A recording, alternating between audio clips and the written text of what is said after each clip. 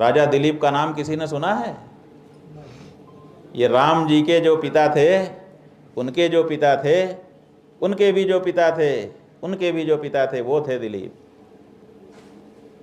उन्हीं के वंश में राम जी का जन्म हुआ।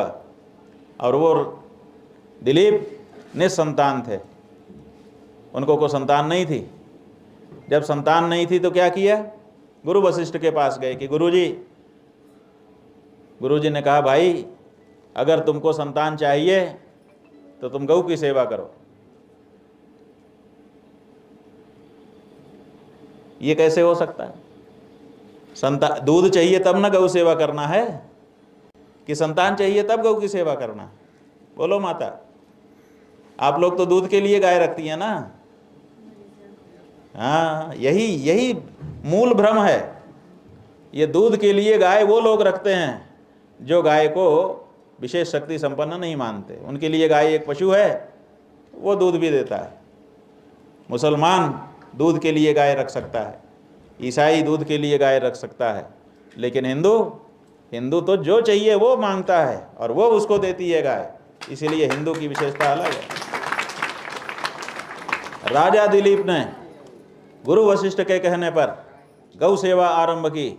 20 दिन तक राजपाट छोड़ करके गौ सेवा करते रहे। 21वें दिन उनकी गौ माता ने परीक्षा ली, पास हो गए तो उनको वरदान दे दिया कि जाओ, विश्व विस्तृत बालक तुमको उत्पन्न होगा। और उनको रघु हुए। उन्हीं से रघुकुल चला है। रघुकुल रीति सदा चली आई, प्राण जाए पर वचन न जाई। ये रघुकुल कहाँ से चला? ये गौ माता के आशीर्वाद से जो बच्चा हुआ था, उसी का नाम था रघु। गाय में ताकत है। गौ माता की जय, गौ माता की जय। गाय जो है, यही ब्रह्मा जी के पास गई थी जब धरती पे अत्याचार बढ़ गया था, सामान्य लोग सताए जाने लगे थे। तब उनकी सबकी पीड़ा को दूर करने का उपाय किसी को सूझ नहीं रहा था। उस समय धरती माता ने गाय का रूप धारण किया था और ब्रह्मा जी के पास पहुंची थी।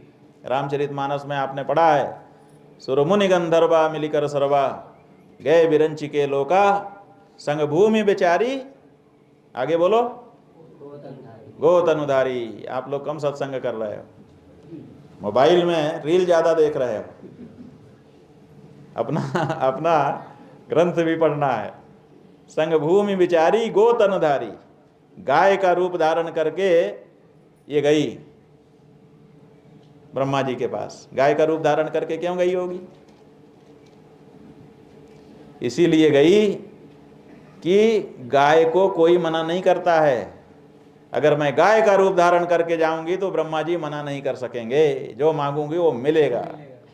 गाय को मना करने का लिए हमारे यहाँ वो नहीं है, वो जो चाहे, ये उसका सम्मान है।